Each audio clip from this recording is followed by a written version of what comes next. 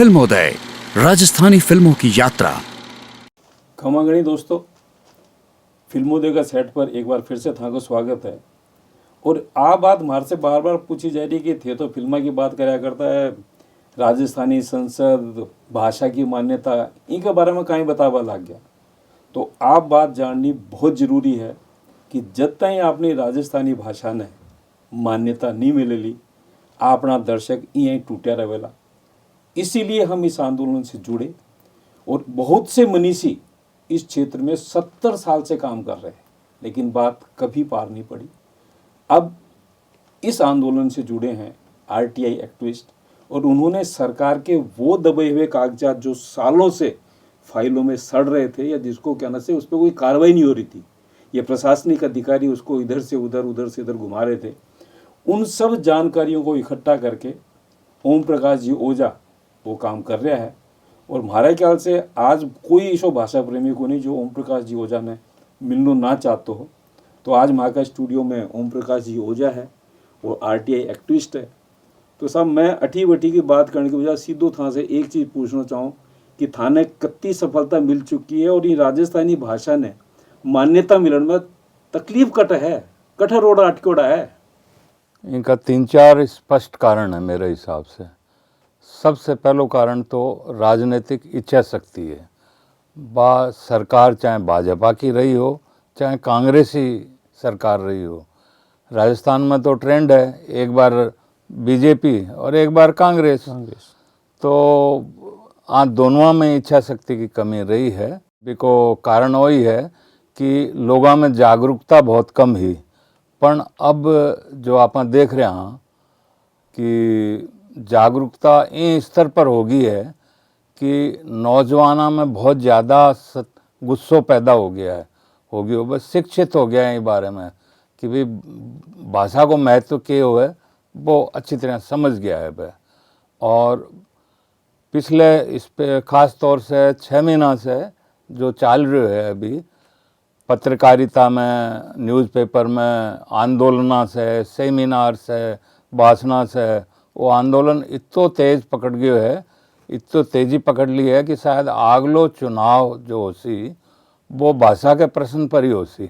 मतलब 2023 को जो चुनाव है, हाँ, भी को एक सूत्री कार्यक्रम यो है कि वहाँ की भाषा ने मान्यता नहीं दो तो कहीं करेला 200 के 200 बदल देंगे। वाह वाह वाह वाह। 200 के 200 यूथ ने सोच रखा है, किसी भी पार्टी का हो कोई हो, ये प्रेजेंट जितने भी विधायक हैं सबको बदला जाएगा।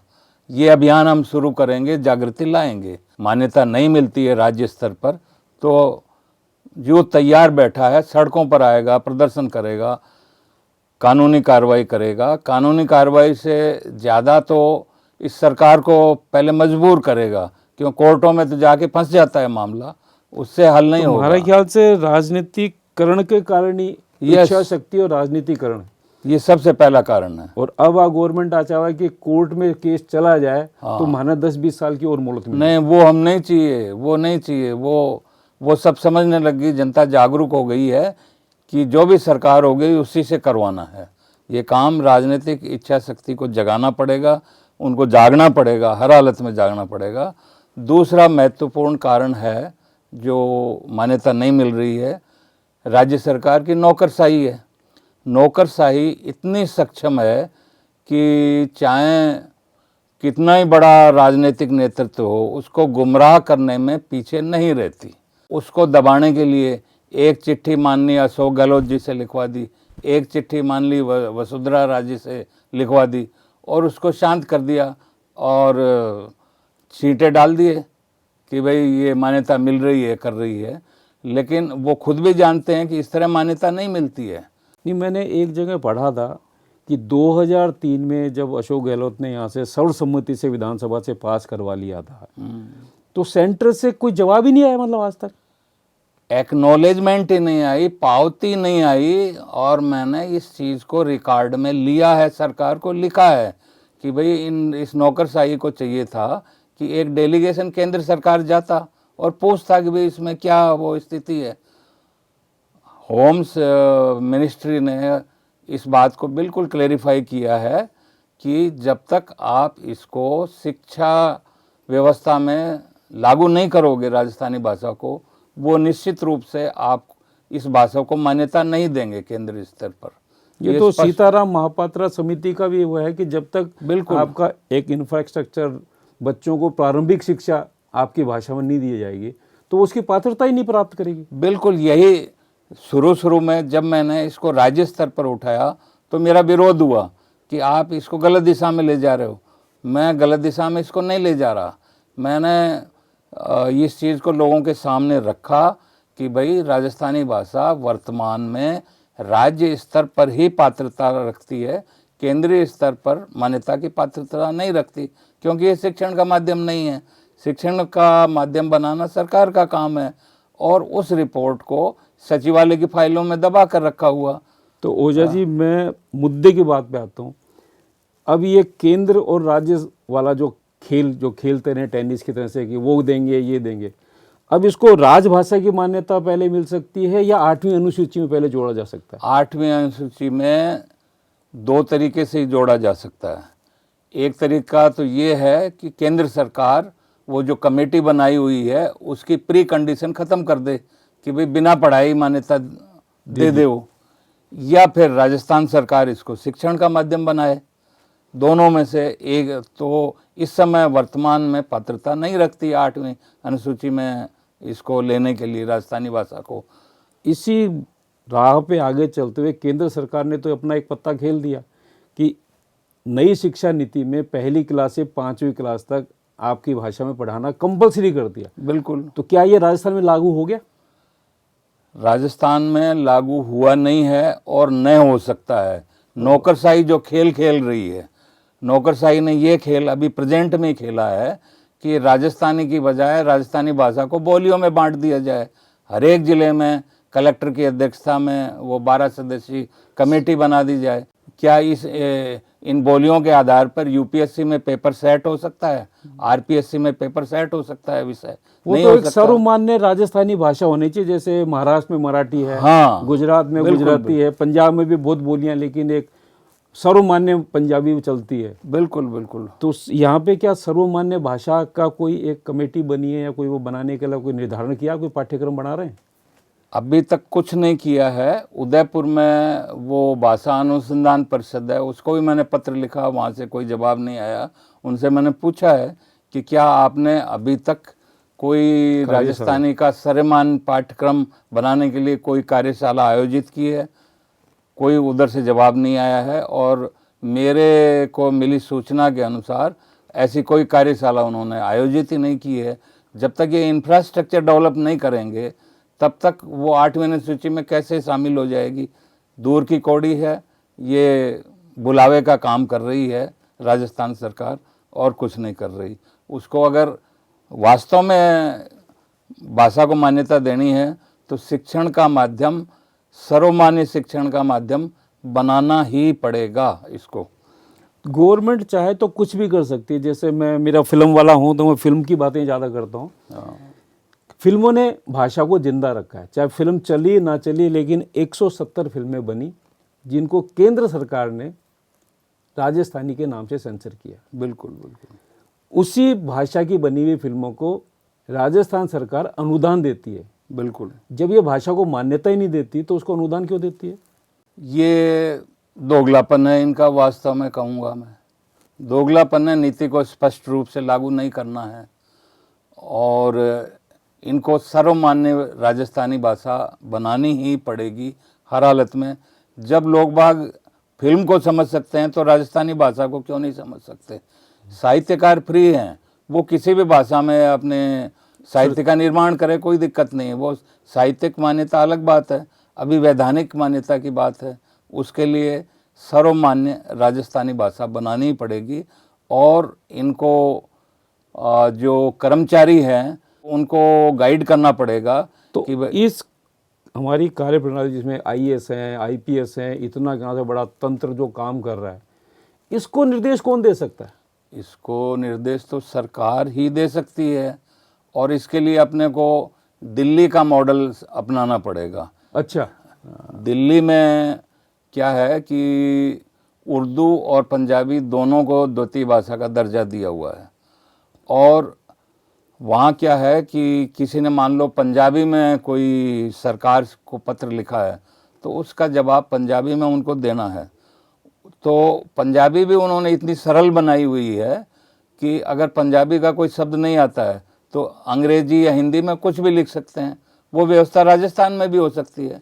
राजस्थानी शब्द अगर किसी को नहीं आ रहा है उत्तर देने में तो वो हिंदी का शब्द लिख दे, उसको सरल बनाए, धीरे धीरे भाषा अपने आप विकसित होगी। वो अब मेरे को आपने एक बार बताया था कि आर्मी में भी कहना चाहिए एक तरह से इंग्लिश में ही सब काम होता था। बिल्कुल 74 की बात है। जॉइंट सेक्रेटरी होम हमारे कार्यालय में पधारे थे हिंदी के पर लेक्चर देने के लिए, हिंदी अपनाने के लिए हमको प्रेरित किया। हमारे कुछ लोगों ने उनसे प्रश्न पूछा कि साहब हम तो इंग्लिश में ही काम करते हैं और हिंदी में हम कैसे करें, हम अटक जाते हैं। तो जॉइंट सेक्रेटरी ने बिल्कुल क्लियर उनको कहा कि भाई अपना काम हिंदी को सरल बनाना है। जहाँ आपको नहीं आ रहा है, कोई शब्द नहीं आ रहा है तो आप बेशक देवनागरी में अंग्रेजी शब्द लिख दो। Okay okay. हाँ, तो कोई दिक्कत नहीं है। ये उनको सिखाने, गाइडेंस देने की बात है, इंस्ट्रक्शन देने की बात है कि भाई अभी राजस्थान गवर्नमेंट के में ये थोड़ा डर है कि ये काम कैसे करेंगे राजस्थानी में, तो वो डर राजस्थान गवर्नमेंट को निकाल देना चाहिए कि भाई वो तो मेरे को याद है कि एक बार मैं संचार उसमें गया था भाषा विभाग में। हाँ, तो वहाँ के अधिकारियों ने मेरे को बताया था कि राजस्थानी भाषा को लेकर सीएमओ अभी काफ़ी एक्टिव है और वो चाहते हैं कि राजस्थानी भाषा को अमली जामा पहनाया जाए। तो क्या उस भाषा विभाग को जो सिर्फ हिंदी के लिए हम काम कर रहा है उससे अगर जॉइंट कर दिया जाए तो वो भी तो राजस्थानी का विकास कर सकते हैं ना? बिल्कुल। ये प्रश्न मैंने उठाया है कि अभी आपने इसको सचिवालय में शिक्षा ग्रुप 6 को दे रखा है, उसका और भाषा विभाग जब अलग से राजस्थान में बना हुआ है, इतना बड़ा स्टाफ लगा रखा है, तो उसकी जिम्मेदारी भाषा विभाग के पास ही होनी चाहिए। सचिवालय में उसको क्यों रखा हुआ है? तो ओझा जी आपनो काम भी हो जावा और कोई डिस्टर्बेंस ना हो तो इन राष्ट्रीय स्तर पर मान्यता मिलनी चाहिए या राज्य स्तर पर मिलनी चाहिए? इसको डेफिनेटली राज्य स्तर पर ही मिलनी चाहिए, क्योंकि जब वो पात्रता ही नहीं रखती है तो राज्य स्तर पर मान्यता मिलनी चाहिए। और उसके लिए सुप्रीम कोर्ट का आदेश है। यूपी गवर्नमेंट जो गई थी सुप्रीम कोर्ट में, उससे आदेश मिला हुआ है। उर्दू के लिए जो गई थी, उर्दू के लिए गई थी, तो स्पष्ट आदेश दिया है कि विधानसभा ने जब पास कर दिया है तो आर्टिकल 345 के अंतर्गत ये दी जा सकती है मान्यता। उर्दू को दी है उन्होंने, वैसे ही राजस्थान में राजस्थानियों के लिए दे दे। हम प्रथम की तो मांग करें नहीं, प्रथम तो हिंदी है ही, द्वितीय भाषा की प्रथम मांग और कर रहे हैं। द्वितीय की जहाँ बात आती है तो कई स्टेटों ने तो 2-2 भाषाओं को द्वितीय भाषा दे रखी है, एक स्टेट ने तो 15 भाषाओं को द्वितीय भाषा का दर्जा दे रखा है। कोई रेस्ट्रिक्शन नहीं है, ये जनता की एस्पिरेशन को ध्यान में रखते हुए दिया जाता है। तो फिर तो ये अपना जो ब्रज भाषा वाला जो एक छोटा सा बेल्ट है जो प्राय विरोध करते हैं, मेरे को यही बताया गया कि सब वो ब्रज भाषा के लिए कहाँ से विरोध होता है, तो वो 4 जिले हैं उसको भी दे सकते हैं ना? उसका राजनीतिक हल है सामने। जब भी भाषा की बात उठती है हमारा शीर्ष नेतृत्व घबरा जाता है, उनकी बात से घबराने की कोई ज़रूरत नहीं है। वो उनके ऊपर कोई राजस्थानी थोपी जाने की ज़रूरत नहीं है। वो हिंदी में पढ़ा रहे हैं, हिंदी में पढ़ाएं, ब्रज में पढ़ाएं, ब्रज में पढ़ाएं, लेकिन उसके लिए 90% का जो अधिकार है उसको वंचित नहीं किया जा सकता। ब्रज भाषा को भी मान्यता दे दो आप, कोई दिक्कत नहीं है, और राजस्थानी को भी दे दो, दोनों को दे दो। ये मान्यता मिलने से असल फायदा क्या होगा वो बताओ, ताकि यूथ के पूरी बात गले उतर जाए और वो कहना से जागरूक हो के हमारे साथ आ जाए। देखिए 65,500 तो सरकारी स्कूलें हैं जहां प्राइमरी की कक्षाएं लगती है। एक एक अध्यापक भी अगर नियुक्त होता है तो 65,000 तो वही हो गए। रोजगार सृजन रोजगार सृजन हो रहा है। 2.5 से 3 लाख प्राइवेट स्कूलें हैं, उनमें भी विषय आवश्यक होगा, तो रोजगार सृजन तो 4-5 लाख तक हो सकता है, एक झटके में हो सकता है, और धीरे धीरे 1 या 2 साल में इंफ्रास्ट्रक्चर खड़ा करके इसको किया जा सकता है। इसके अलावा कई तरह से अनुवादक बनेंगे। अनुवादक जैसे विधानसभा की कार्रवाई हो रही है उसका रिकॉर्ड राजस्थानी में भी रखना होगा, उसके लिए अनुवादक चाहिए। गजट नोटिफिकेशन होता है, हिंदी में होगा तो राजस्थानी में भी उसका अनुवाद होगा, अनुवादकों की भी वैकेंसी निकलेगी। तो बाबूजी मोटी मोटी बात हमारे समझ में आ गई। और हमारे ख्याल से हमारे राजस्थान को यूथ जो कि अब तो पढ़े लिखे, पहले तो एक ज़माना ऐसा होता कि अशिक्षा के कारण नेता लोग और कहना साहब अपनी राजनीति चला ली, वह प्रशासनिक अधिकारी बाप के न गोलमोल खेल करता रहा। पर अब तो यूथ पढ़ियोड़ो है, लिखियोड़ो है, तो असल मुद्दों जब वहाँ का समझ में आ गया तो वे इनको फायदो किया ले सकेगा, मैंने तो आप बताओ। बिल्कुल बिल्कुल। मेरो एक परिवाद 2 दिसंबर 2021 से पेंडिंग है वहाँ का। राज्य में एक जन शिकायत निवारण विभाग बनेडो है। साले मोहम्मद जी भी का कैबिनेट मंत्री है। और मेरो जो परिवाद है राजस्थानी भाषा ने द्वितीय दर्जो देने को, वो इतना महीना से फुटबॉल की तरह एक डिपार्टमेंट से दूसरी डिपार्टमेंट में वे भेज रहे हैं। तो डिपार्टमेंट भी बहुत दूर है, ये मंत्री उदयपुर में कुछ काम को नहीं कर रहा, वह नौकरशाही के भरोसे है। और अब तो स्तर तो नीचे आ गया है कि अनुभाग अधिकारियां से मेरी जो प्रकरण है वो फुटबॉल की तरह घुमा रहा है। सबसे पहले तो वह बीकानेर संयुक्त निदेशक बीकानेर ने भेज दियो, जगह कोई लेना देना ही को नहीं। वो बोले कि साहब ये तो पॉलिसी मैटर है। फिर 3 बार वह राजस्थान के भाषा विभाग और पुस्तकालय विभाग ने भेज दियो। तीनों बार डायरेक्टर सेम रिप्लाई दियो कि भाई इसका फैसला तो आपको लेना है और नीतिगत फैसला है, हम इसमें कैसे दखल दे सकते हैं। तो ये मामला पेंडिंग है, इधर से उधर जा रहे हैं। संबंधित मंत्री की हिम्मत नहीं हो रही कि उस पर कुछ कार्रवाई करे। यस, मैं कह रहा हूँ सकारात्मक या नकारात्मक आप जवाब तो दो, ये जवाब नहीं दे पा रहे हैं। सरकार अपनी स्थिति ही स्पष्ट नहीं कर रही, नहीं, मंतव्य नहीं बता पा रही है अपना। तो ये तो पिछली बार यहाँ से जब 2003 में पास हुआ था तो वो जो नोट बनाया था वो बीडी कल्ला ने बनाया था और सर्वसम्मति से पास हुआ था। आज भी वही मिनिस्टर है, बट कल्ला साहब वही मिनिस्टर हैं। इच्छा शक्ति नहीं है या हिम्मत नहीं है, मैं तो स्पष्ट कहता हूँ कि वो जवाब नहीं दे पा रहे हैं और उस मुद्दे को भटका रहे हैं। अगर बीडी कल्ला जी कैबिनेट नोट बना दें, हाँ, तो क्या ये कैबिनेट में आगे सर्वसम्मति से पास हो तो हमारी भाषा वो चीज़ सामने आ जाएगी। कैबिनेट में जाएगा, कौन मंत्री अगेंस्ट है और कौन सहमत है, सब पता लग जाएगा। ये हिम्मत तो करें, कल्ला जी खुद हिम्मत तो करें, अपने विभाग से कैबिनेट नोट बना के कैबिनेट की मीटिंग में रखें सामने, उस पर क्या फैसला होता है जनता को पता लग जाएगा। ये कोई ऑफिशियल सीक्रेट एक्ट तो है नहीं कि ये जनता में नहीं आना चाहिए। जनता का मुद्दा है, जनता में आएगा, उछलेगा, लोगों को पता लगेगा, मजबूर होगी सरकार काम करने को। कैबिनेट नोट बनाए बीडी कल्ला, मेरे को उन्होंने चिट्ठी दी है, गोलमोल जवाब दिया है। जवाब में ये लिखा है कि आप अच्छा काम कर रहे हो और ये चर्चा का विषय है। मैं समझ नहीं पा रहा हूँ ये कौन सी चर्चा का विषय है जो 2003 में सर्वसम्मति से विधानसभा में पास हो गया, जनप्रतिनिधियों ने पास कर दिया, तो फिर कौन सी चर्चा बाकी रहेगी, उस पर तो अमल करना है। तो क्या वो तब का पास किया वो आज तक मान्य है? बिल्कुल मान्य है। गवर्नमेंट को चाहिए कि अब जिस हिसाब से आंदोलन खड़ा हो रहा है, चिट्ठियां लिखने से काम नहीं पड़ेगा, काम नहीं चलेगा, उसको मूर्त रूप में लाना पड़ेगा। और मूर्त रूप लाने का यही तरीका है कि अगर केंद्र सरकार मान्यता नहीं दे रही है तो राज्य सरकार अपने अधिकारों का प्रयोग करते हुए इसको मान्यता दे दे, राजस्थानी भाषा को द्वितीय दर्जे की दे दे।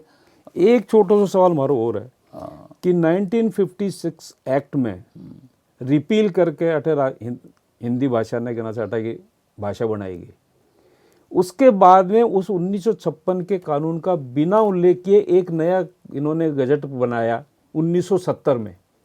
तो 56 से पहले तो अपने कहना चाहिए स्टेट की, इंटरनल स्टेट की भाषा चलती थी, वो राजस्थानी थी। तो ये 1956 से 1970 तक कौन सी भाषा थी? बिल्कुल ये वाजिब प्रश्न है। मेरे हिसाब से शायद उन्होंने उसकी ट्रांसलेशन ही करी है, उसकी 56 वाले की। क्या उसको उन्होंने मेंशन किया या अमेंड किया? मैंने रेफरेंस नहीं दिया है, लेकिन मैं यही समझता हूँ कि उन्होंने उसका हिंदीकरण किया होगा, ये समझता हूँ मैं। तो फिर तो अंग्रेजी वाले को हिंदीकरण किया होगा। लेकिन प्रश्न जरूर खड़ा होता है कि जब उन्होंने 70 में उसको राजभाषा घोषित कर रहे हैं, एक बार 56 में कर दिया, फिर 70 में कर रहे हैं, तो बीच में कौन सी भाषा थी, प्रश्न तो खड़ा ही होता है। सरकार दिशाहीन है, मैं तो ये कहूँगा, भाषा के प्रश्न पर सरकार दिशाहीन है।